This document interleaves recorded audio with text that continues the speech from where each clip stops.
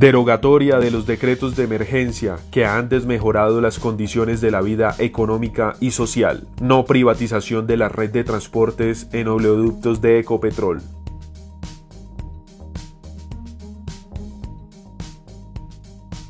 Existen muchas razones para criticar las medidas que ha asumido el gobierno a través de decretos ley utilizando la emergencia social y económica. Varias de esas razones atañen a que la mayor cantidad de esos decretos, casi pues su mayoría absoluta, está consagrada no a atender las necesidades sociales, el problema del hambre, de los recursos para los más desfavorecidos y la población más vulnerable de la sociedad, sino están dedicados esos recursos a atender las necesidades del sistema financiero y de las grandes empresas. Incluso no solamente necesidades, sino a garantizar que haya beneficios en medio de esta pandemia. Hay decretos, por ejemplo, que quieren privatizar empresas públicas estratégicas, como por ejemplo Ecopetrol.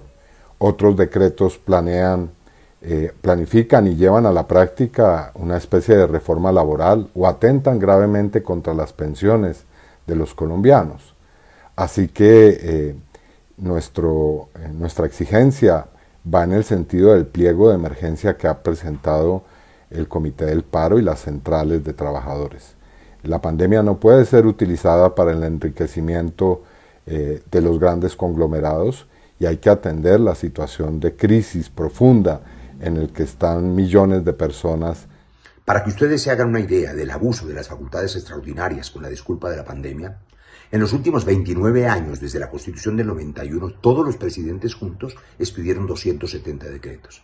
Este gobierno en apenas 60 días expidió 164 decretos que afectaron la vida laboral, pensional, las cesantías, las jornadas laborales, pero que en todo caso no sirvió ninguno de ellos para formalizar a los trabajadores de la salud, por ejemplo, para garantizarle el salario justo, el contrato digno.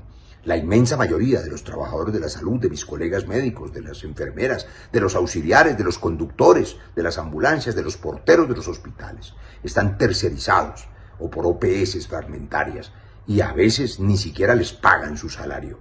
Pero gastaron 117 billones o los comprometieron durante esta emergencia y ese dinero de emergencia nunca fue a los trabajadores de la salud. Ahora, además, como si fuera poco, como si no fuera suficiente con los decretos 488, 500 que afectaron cesantías, el 558 que afectó las pensiones, el 770 que afectó la jornada laboral, escuchamos al secretario del Ministerio de Salud decir que van a pedir unas facultades extraordinarias por ley para hacer una reforma laboral para los trabajadores en salud. ¿Por qué no la hicieron aprovechando la emergencia? O mejor todavía, ¿por qué no aplican las normas legales vigentes? Durante las 2 emergencias económicas decretadas por el gobierno de Iván Duque en el marco de la pandemia del coronavirus, sacó más de 150 decretos, los cuales en forma autoritaria y dictatorial impuso una serie de normas que no podría hacerlos en tiempos normales porque tendrían que ser tramitadas por el Congreso de la República. Por ejemplo, sacó decretos que autorizan la privatización, la venta de bienes del Estado, como es el caso de Ecopetrol y de ISA. También sacó decretos de reforma laboral que tienen que ver con la jornada laboral, con dominicales y festivos, con las horas extras, con el pago de la prima de medio año y, en fin, una serie de situaciones que efectivamente deterioran las condiciones laborales de los trabajadores colombianos. En el tema de pensiones también legisla y traslada los pensionados del fondo privados que devengan mesadas de un salario mínimo hacia Colpensiones, desencartando a los fondos privados. E igualmente expide un decreto que autoriza sin licencias previas poder operar a las multinacionales de la gran minería y también con asuntos del fracking. Y además facilita todos los asuntos para que la plata utilizada durante la emergencia fundamentalmente la manejen los bancos y hagan grandes ganancias con las angustias de los sectores empresariales, de los empleados. No hay subsidio a la nómina, no hay músculo económico para soportar la gran crisis económica que estamos padeciendo producto del coronavirus, la ruina de empresas, el desempleo inmenso que está en el país. Son cosas que no resuelven los decretos de la emergencia. Por tanto, la exigencia del Comité Nacional de Paro es que se deroguen todos estos decretos expedidos por el gobierno de Duque y que efectivamente se legisle en favor de la nación y del pueblo y no del sector financiero y el sector bancario. Este punto tiene como explicación sustancial el hecho de que en medio de la pandemia, en medio de la cuarentena, en las dos emergencias decretadas por el gobierno que se revistió de facultades extraordinarias, terminó haciendo reformas regresivas de carácter laboral, pensional y obviamente de pérdida de circunstancias del derecho del patrimonio público de los colombianos, y también desmejoró inclusive cuestiones de carácter ambiental y tributario. Entonces se trata de que todo ese paquete sea derogado. Por ejemplo, el tema de las cesantías, el tema de las vacaciones, el tema relacionado con el no pago o el aplazamiento de los pagos de recargos nocturnos, dominicales y festivos e inclusive de la prima, el tema que tiene que ver con la flexibilización de los turnos de trabajo. Esas son normas que nosotros estamos solicitando que sean derogadas. El tema del decreto 811, con el cual se permite y se autohabilita el gobierno nacional para vender el patrimonio de los colombianos, y entre los cuales tienen los ojos puestos en Ecopetrol, en el CENIT, en ISA, entre otras. 4 razones por las cuales debemos apoyar el pliego nacional de emergencia. Primero, seguir rescatando la dignidad del pueblo colombiano. Segundo, debe haber garantías económicas y sociales para enfrentar esta pandemia. Tercero, es el gobierno de Iván Duque el responsable de los gastos económicos y sociales que representa atender esta crisis COVID-19. Y cuarto, defensa del trabajo y ante todo la vida. A propósito del tema de la renta básica, es un puntal fundamental en medio de esta crisis social y económica por la que atraviesa el mundo y particularmente Colombia. La renta básica constituye un ingreso ciudadano, una renta que resolvería las situaciones de la supervivencia y de la vida con calidad, hoy en medio del creciente desempleo y pérdida de puestos de trabajo producto del advenimiento de una recesión económica en el país y producto de las pésimas medidas que el gobierno de Duque ha tomado con relación a darle una correcta salida a esto. Hoy el cálculo es de 21.4% de los índices del desempleo. Los subsidios de las cajas de compensación a través del FOCPED no aguantan más. Esta es entonces un criterio expresado del departamento del Tolima.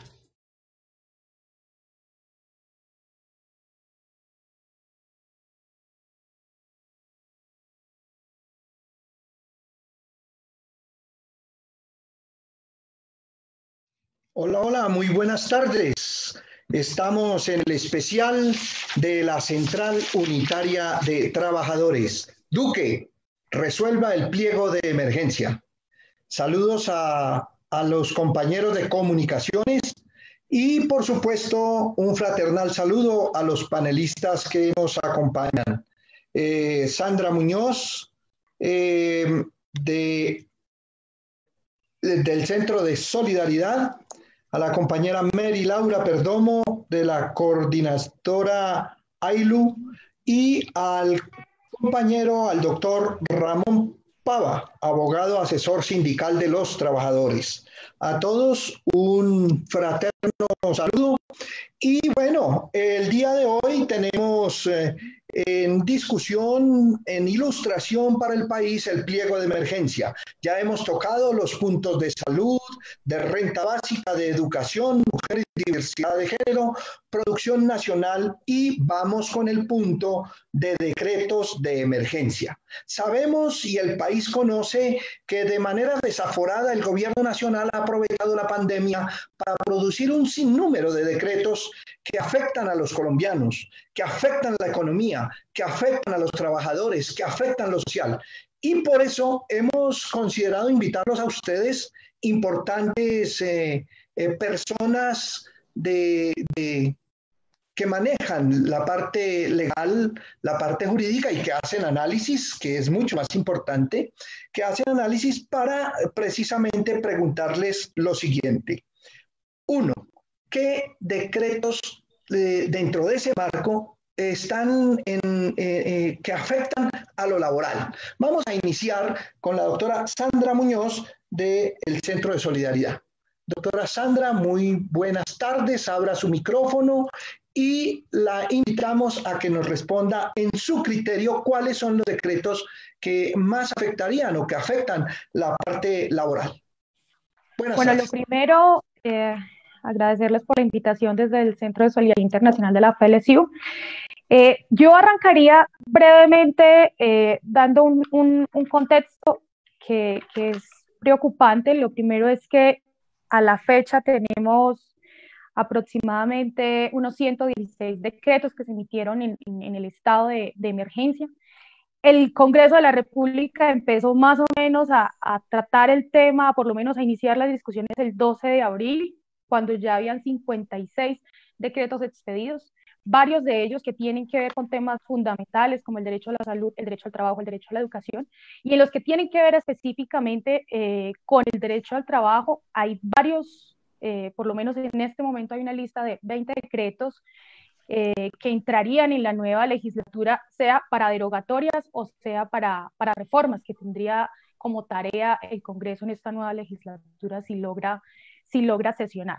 De los decretos graves que identificamos está el decreto 811, que sabemos que es el decreto que habla de la enajenación específicamente de bienes públicos, y es uno de los que está así en la lista para la nueva legislatura para derogar, pero hay otros decretos que van con el tema de discriminación, como el decreto 677, que modifica el 639, que es el que establece apoyos al empleo formal, pero pone un montón de talanqueras y un montón de requisitos que terminan discriminando a trabajadores como trabajadoras domésticas, cuyos empleadores son empleadores del hogar, o otros trabajadores empleadores que tienen un solo trabajador en peluquerías, tiendas, restaurantes y demás. Este decreto específicamente 677 sigue en la Corte, pero es uno de los que está ya visto para derogar. El 811, por supuesto. Hay otros decretos que preocupan además, como el 444, que es el decreto que tiene que ver con la creación del FOME. Creo que ese es un decreto que está así también de primera lista y de los primeros decretos, y que parece tener acuerdo en el Congreso para derogatoria, ¿cierto? Este decreto específicamente fue declarado todo inexequible, por la sentencia 194 de la Corte Constitucional. Hay muchos decretos, ¿cierto? Ya estamos hablando de 116 decretos, estamos hablando que muchos de ellos tienen por lo menos tres problemas. Uno es que son regresivos desde el punto de vista de derechos, desde el punto de vista laboral. Dos, es que no tienen nada que ver con la pandemia, ¿cierto? O sea, que violan el test de proporcionalidad, los abogados llaman el test de proporcionalidad, y es que no tiene que ver con la pandemia y sí tienen que ver con unas potestades que se abroga el Ejecutivo por encima de lo normal. Yo dejaría por ahí, como en aras también del tiempo, no sé si mis otros compañeros pueden complementar la información. Gracias, Sandra, muy amable. Le ofrecemos la palabra a Mary Laura. Buenas tardes. Y la misma pregunta, dentro de ese cúmulo de decretos que ha producido en el momento de emergencia el gobierno nacional, ¿cuáles considera usted que son los más delicados? Por favor, abre el micrófono y tiene usted el uso de la palabra. Bueno, buenas tardes, Jorge, buenas tardes a mis compañeras y compañeros de panel y a todas las personas que nos acompañan en este especial de 20 de julio sobre el pliego de emergencia. Muchísimas gracias al Comité del Paro por la invitación. Desde la Red Internacional de Abogados de Trabajadores ILO les damos un saludo y respaldamos este pliego de emergencia que va encaminado a solventar las principales necesidades de los colombianos y colombianas durante esta emergencia, no solo sanitaria, sino sobre todo social, económica y laboral. Frente al tema concreto de este panel, nosotros básicamente hemos identificado que este punto es más que pertinente en cuanto a la solicitud de derogatoria de varios decretos que afectan directamente los derechos de trabajadores y trabajadoras. Como lo mencionaba Sandra, en los más de casi 120 decretos que han sido expedidos con fuerza de ley durante los 2 periodos de emergencia económica, social y ambiental, más de casi 20 son relacionados directamente con derechos de los trabajadores y trabajadoras y sobre todo giran en torno a una idea muy macabra y es aprovechar un estado de excepción constitucional para regresar en los derechos laborales obtenidos durante años de lucha del movimiento sindical y tienen como norte que sean los trabajadores y trabajadoras quienes con sus derechos sean los que asuman esta crisis y los que respondamos a un mercado laboral cuya estructura venía siendo mal diseñada, que habíamos denunciado ampliamente, que había una alta informalidad, había un alto desempleo y había unas estructuras del trabajo que no iban a responder específicamente para la protección necesaria del trabajador que se debe en el derecho laboral. Y efectivamente esta crisis lo que llega es a evidenciar unas crisis estructurales que ya existían,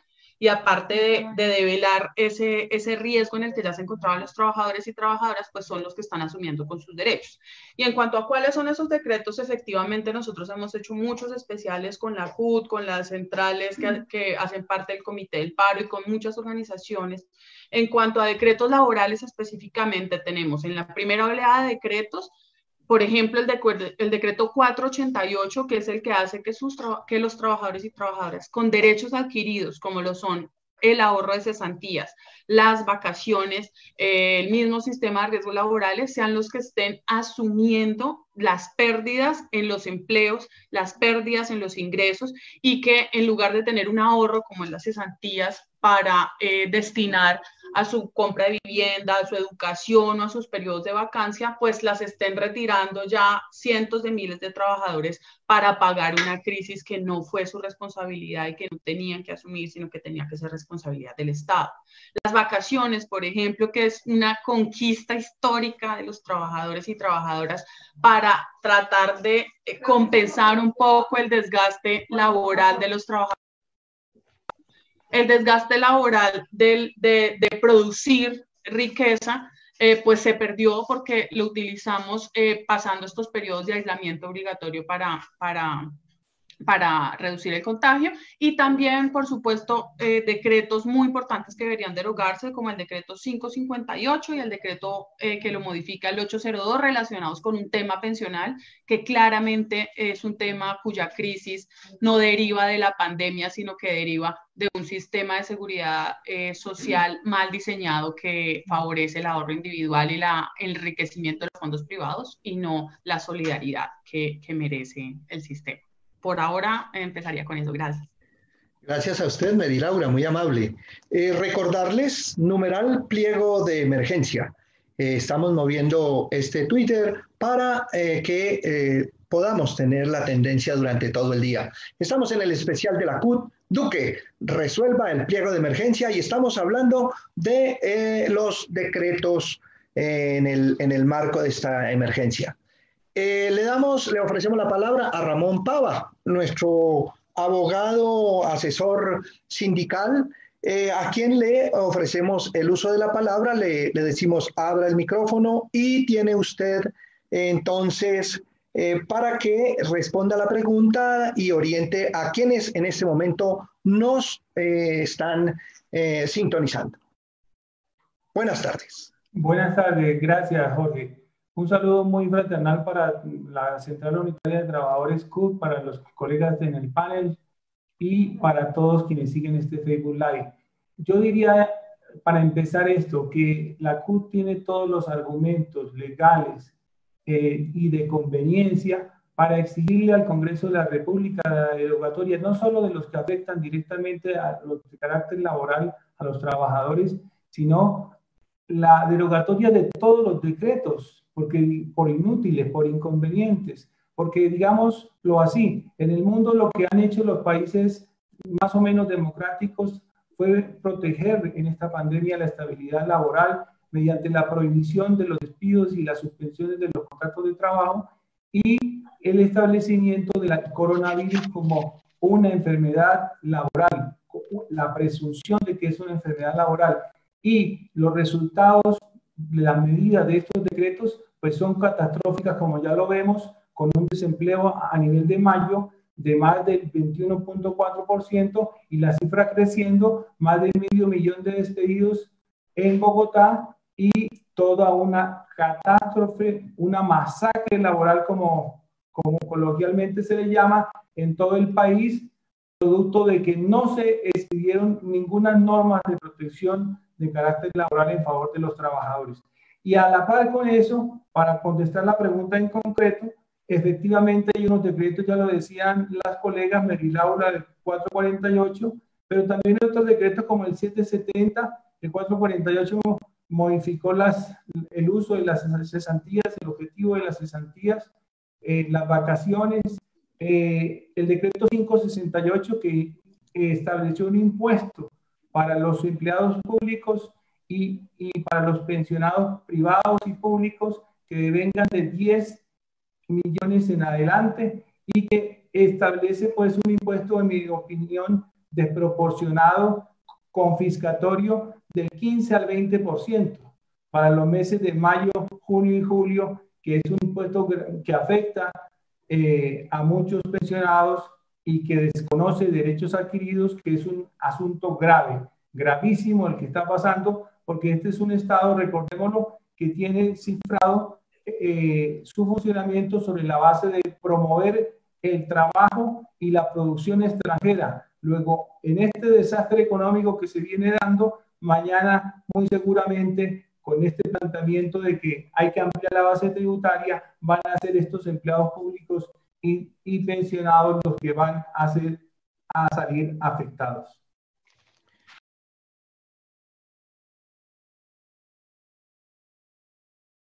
Gracias, doctor Ramón. Bueno, recordarles que estamos en el especial de la Central Unitaria de Trabajadores, especial del 20 de julio, que lo hemos titulado Duque, resuelva el pliego de emergencia. Y estamos tocando específicamente el punto relacionado con los decretos de la emergencia. El siguiente punto, la siguiente ronda, vamos a hacerla alrededor de los decretos, pero específicamente los decretos que tienen que ver con las privatizaciones. Vamos a iniciar con Ramón. ¿Cuáles son, en su leal saber y entender, los que afectan en mayor medida los bienes del Estado? Este decreto 811 es muy grave para el país porque establece una especie de autohabilitación del gobierno nacional, del presidente, de que él mismo se autohabilita para enajenar todo el patrimonio accionario del país, incluyendo, por supuesto, empresas importantes como Ecopetrol e ISA.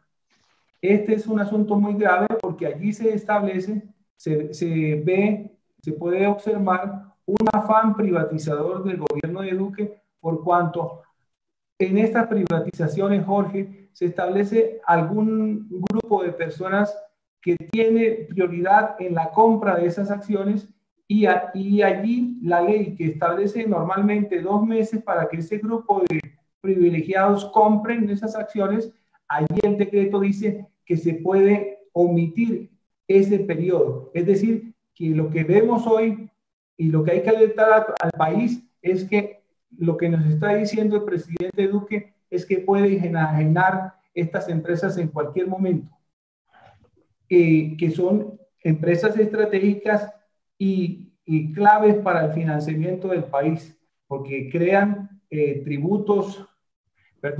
porque crean ingresos importantes que favorecen el presupuesto nacional. Y a la par con eso, y en sentido contrario, hay que decir que ese mismo decreto establece la posibilidad también de que el Estado colombiano compre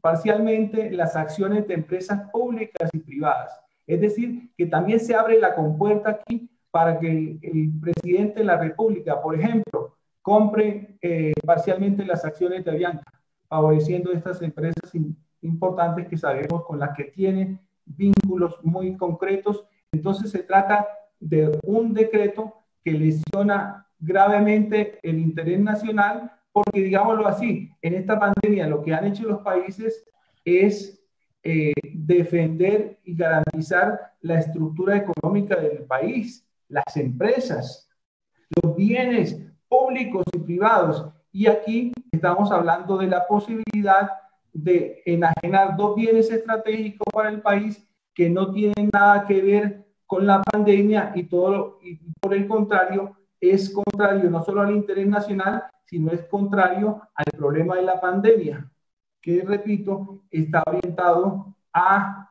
mantener y a proteger la estructura económica del país.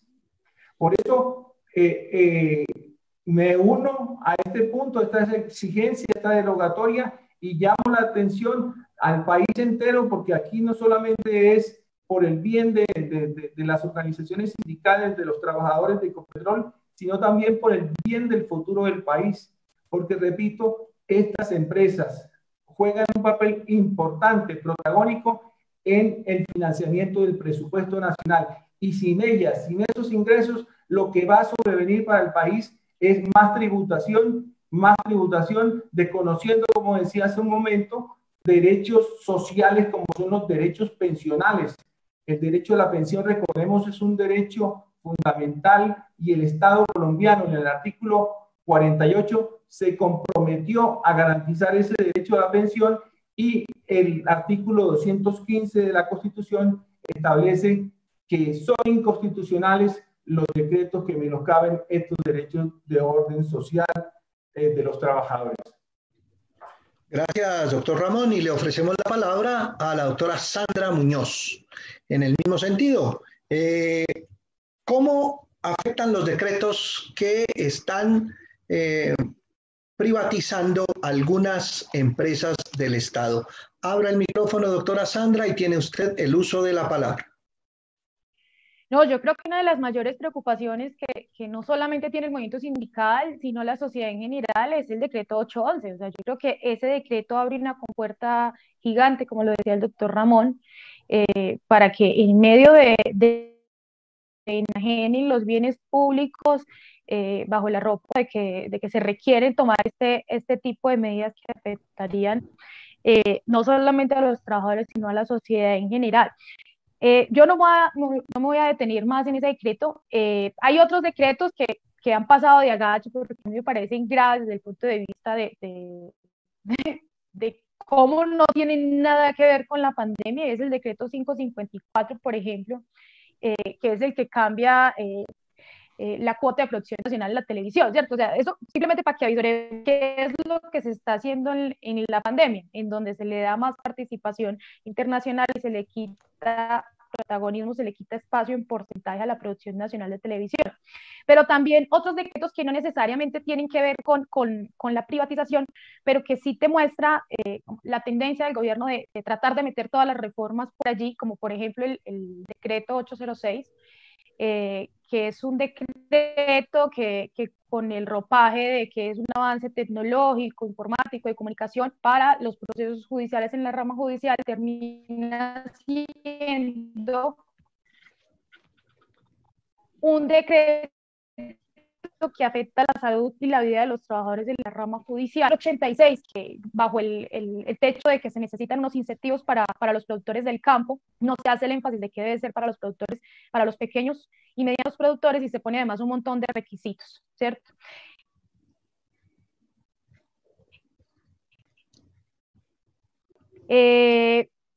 Todos tienen nada que ver con la pandemia, son parte incluso de los decretos que ya el Congreso de la República se está pensando para la nueva legislatura, sea vía reforma o vía derogatoria. Hay un decreto el cual yo no quiero dejar de pasar, y es el decreto 553, que me parece muy importante, porque este decreto se lo piensa en clave de reforma, toda vez que este decreto establece destinar unos recursos al FOME. En la apuesta que tenemos desde las centrales, pero también desde el Comité Nacional del Paro y desde varios movimientos sociales, es la apuesta por la renta básica. O ¿cierto? Entonces, como la idea con este decreto 553 es recogerlo, reformarlo y convertirlo y sumarlo a las propuestas de renta básica y no que sigan andando recursos de manera dispersa entre distintos decretos. Pero creo que lo más de las cosas que a mí me parece relevantes a tener en cuenta con estos decretos que además, como tú lo dices, intentan vender lo público, generar liquidez supuestamente con la venta de lo público, que son además facultades que se abroga el Ejecutivo, que siempre ha tenido el Ejecutivo, pero cuando lo hace por vía de decreto, por vía de estas facultades extraordinarias, le abre un camino al Congreso de la República para examinarlos. Entonces yo creo que esto es una oportunidad grande que tiene el Congreso incluso de examinar estos decretos, como el 811, que tiene que ver con la destinación o cambiarle la destinación a las instituciones públicas a generar liquidez a partir de ellas, o incluso decretos como el del impuesto solidario. Digamos, son temas que normalmente tiene el Ejecutivo solamente abrogados para ellos y que en la medida en que lo hacen mediante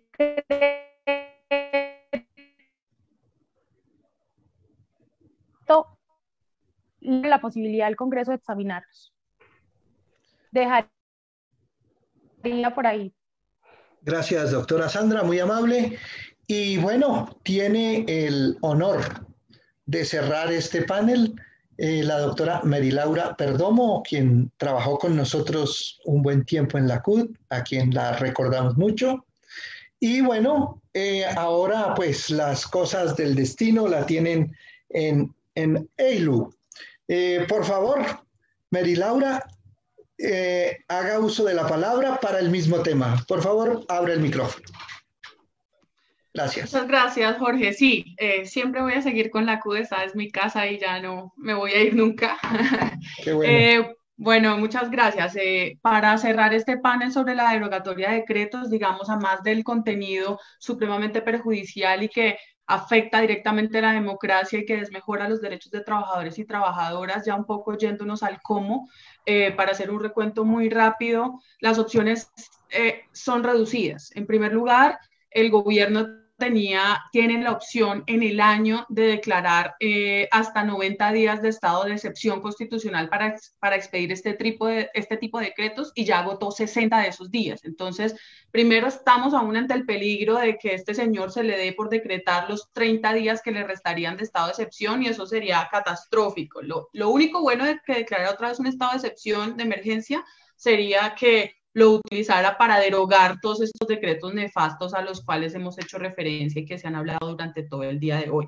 La segunda opción era la Corte Constitucional y la Corte ya ha revisado la mayoría de los decretos expedidos, sobre todo los que nos han importado a nosotros, salvo el decreto de pensiones que todavía no se ha pronunciado, pero presentimos hacia dónde va el sentido del fallo y lamentablemente la Corte nos ha decepcionado en la mayoría de ellos. Solo el de cuota de pantalla que mencionaba Sandra, como que entraron en razón y lo derogaron porque claramente era una norma que no se acompasaba con la emergencia, pero el resto de decretos, como los que hemos mencionado en materia de pensiones, en materia laboral, ya han contado con el visto bueno de la Corte y la Corte les ha dado su bendición.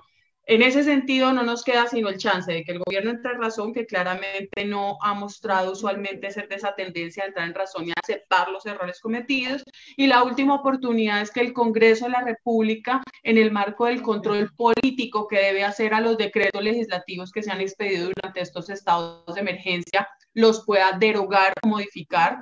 Para eso, efectivamente, agradecemos a la bancada alternativa que ya estará presentando el día de hoy cerca de 20 proyectos de ley o más encaminados a derogar estos decretos que hemos identificado como perjudiciales para las clases sociales, para trabajadores y trabajadoras, pero por supuesto también necesitamos que el gobierno atienda este pliego de emergencia y escuche nuestras razones, escuche al Comité del Paro de las razones por las cuales estos decretos son perjudiciales y su bancada de gobierno debe apoyar en el marco del control político del Congreso la derogatoria de estos decretos legislativos y entrar en razón de establecer un diálogo acorde con los representantes de la gente, del desacuerdo social, y hacer unas medidas que vayan más hacia la responsabilidad primaria del Estado en esta emergencia.